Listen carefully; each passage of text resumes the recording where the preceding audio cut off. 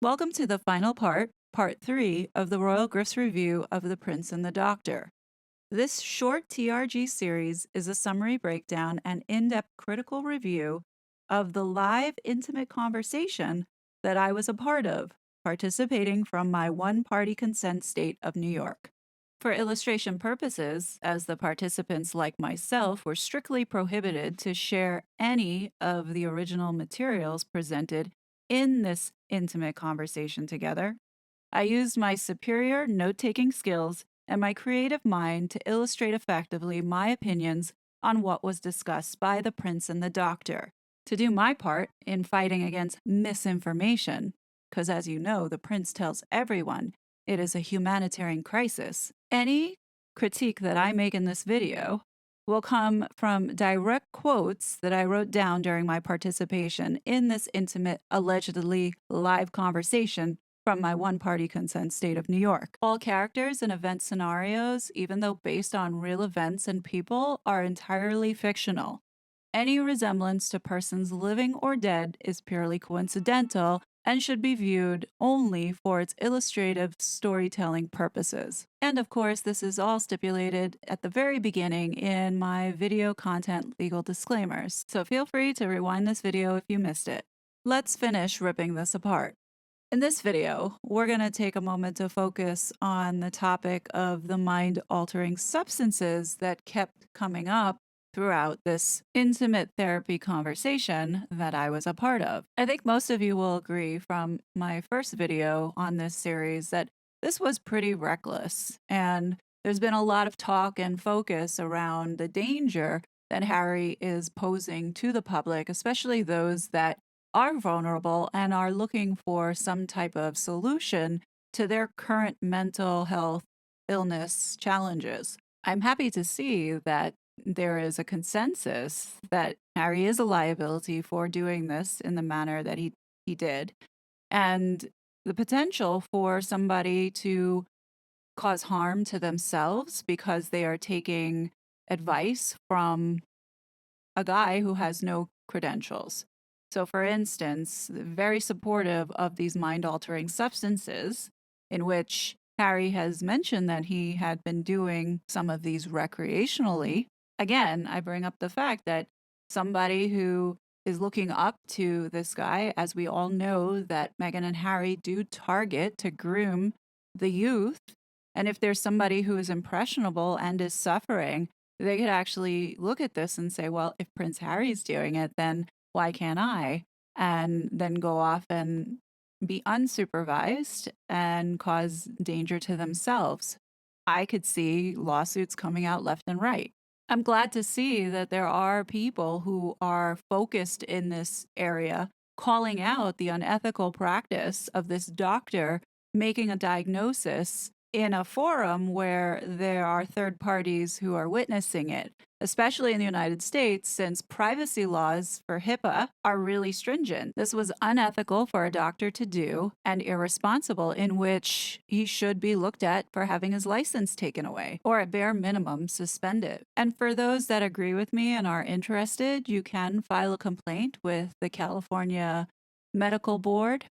I think it's important that the board understands that this doctor, who is a general practitioner, is not certified to be diagnosing mental health illnesses. Also, this therapy session was a breach in patient-doctor confidentiality. This absolutely should be reported. I will put the link below if you want to read more on the California State website about how to go about filing a complaint.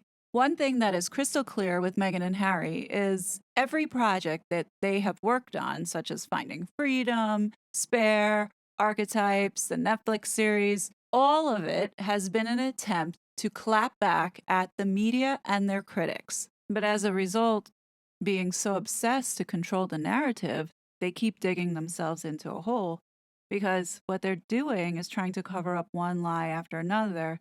Then they open the door for more lies, which then opens a can of worms. This is causing more and more people to scrutinize everything that they do, not because they're genuinely interested, but more because society does not like liars. The constant obsession to control a false narrative in order for them to manipulate the public is making it worse for them. The credibility for these two is shot, and we must look at what they're saying in order to match which truth that they are trying to cover up. This highly scripted therapy session was designed to clap back at the criticism that Harry received when the book Spare came out. The biggest themes that came out of the therapy session that paralleled the book was the excessive drug use as well as Harry's overall mental state for putting out a memoir that was laced with lies that made him look extremely unhinged and off the rails. What I thought was really irresponsible of this doctor was to go along with Harry's stupid plan and not address any of the royal accusations that Harry made about his family and why he felt that he had to do that, being that he had a really close relationship with his brother, and all of a sudden, after Meghan showed up, the whole thing combusted. He says in this therapy session about the book, he goes, "Now, when I read your book, for me, the most inspiring thing actually, I didn't care about the royal melodrama, really. I wouldn't have read the book for that reason." Well, here's the thing. The whole entire book was about the royal melodrama. That's all he talked about was his family. So to not address the elephant in the room, one, shows his willingness to go along with this facade that Harry is trying to paint of this vulnerable guy who was treated so terribly as a child because he didn't have enough hugs and the trauma that he suffered from living in this golden cage. Come on, really? And the thing that was my BS meter went up was when he said, "But what struck me when I read the book was the absolute universal humanity of it, of a human being from an early age on really struggling to be themselves." So none of his actions should be called into question. So everything that he did as a child and also as an adult, he should have no accountability for, essentially. And what really transpired within this therapy session was creating this, hey, it's not your fault the way that you are, and completely ignoring that this book was written by a ghostwriter and were not Harry's actual words. Sure, he may have given some of the ideas and told some stories, but the ghostwriter was the one to really embellish it. So for this guy to say he was struck by the absolute universal humanity of it, well, maybe he should be having the conversation with the ghostwriter because the ghostwriter was the one to put this into words. A real therapist would have addressed the dynamics between his family and also look at the dynamics between his Instagram-loving bitch wife's family and why that collapsed as well. Maybe the root cause, if you're really trying to find a solution, the root cause might be the person that's sitting right in front of you. But he didn't do any of that. What is clear is that there was a script set on which narratives needed to be pushed for whatever agenda that Meghan and Harry have. And in this case, was to clap back at the people who criticized him for being unhinged and unwell and a drug user. The therapy session was designed to paint Harry as a stable person who is benefiting from this facade of being his true authentic self in all the therapy that he's doing. It also positioned a way to normalize Harry's legal and illegal substance usage, since that was a major theme in his book. The discussion about his parenting style is also trying to convince not only the public, but probably any medical professionals that might be questioning the safety and environment of those invisible kids, which I believe there are people questioning that and are supervising those two in Montecito. In fact, in my opinion, this looked like overall Harry was trying to create the optics of a perfect home life and world he has made for his family from the decisions that he made. Where he makes the point that he and his partner never fight, I think that that's totally unbelievable, and it raises a red flag. And when Harry makes it a point to emphasize that the negative energy from parents that could be having a disagreement can be absorbed by the children, I believe Meghan and Harry are being looked at closely for the welfare of those kids. Because if he's saying that, then something is going on in that house to where it's affecting those children.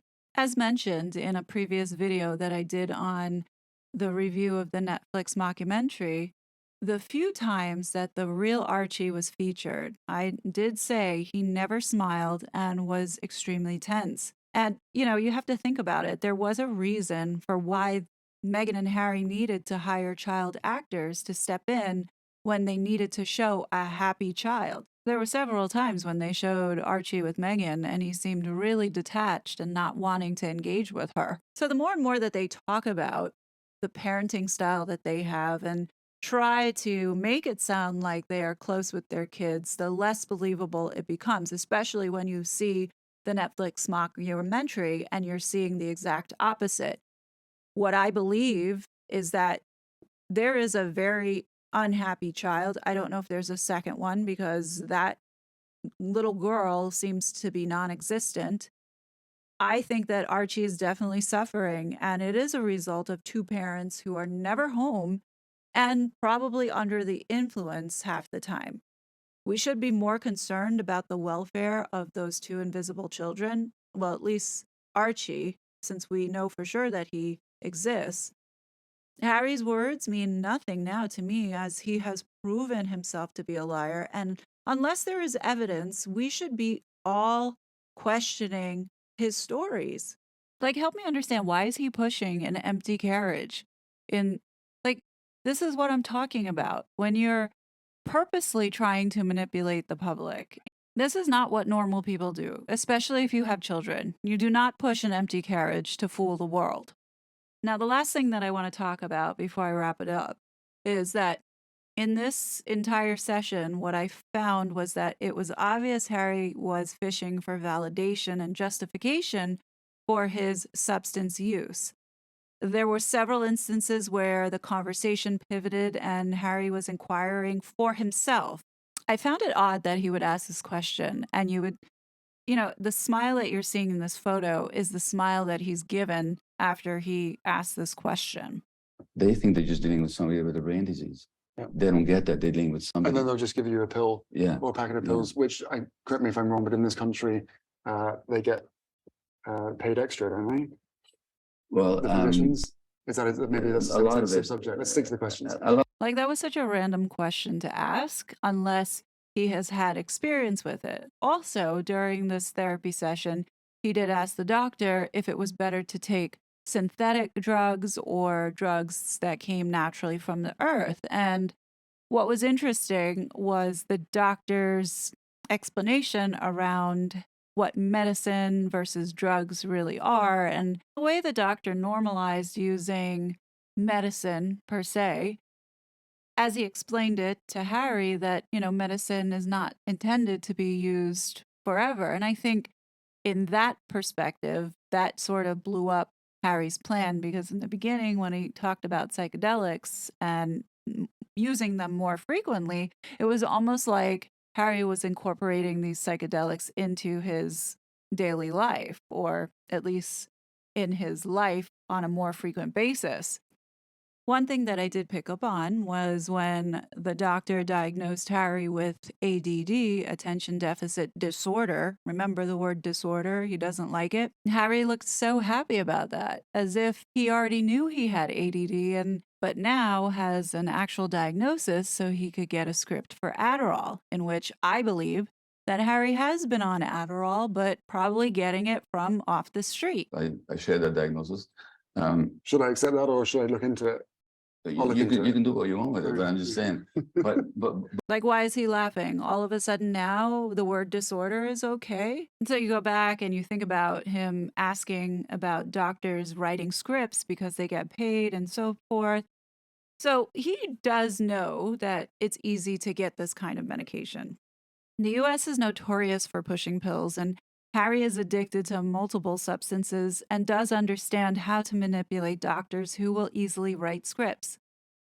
I will tell you, last year at Better Up Summit, I was talking to Duchess of Narcissus, and I said to her, I was like, this guy is on a serious dose of Adderall. because of the rapid pace that he was speaking and his intense stare, as well as the dilated pupils. I said, this looks exactly textbook of him taking Adderall. And I said, how dangerous is it if he's also taking downers, whether it be natural or synthetic, such as like the ganja or a Xanny? What's really dangerous about this is that he could have a heart attack, fatal, if he goes overboard, which is a concern. You know, some of the side effects, if you're not properly following recommended dosages or properly under the supervision of a doctor, they include irritability, anxiety, panic, fatigue, and feelings of depression. Now, once again, this is just my opinion. I'm not a doctor.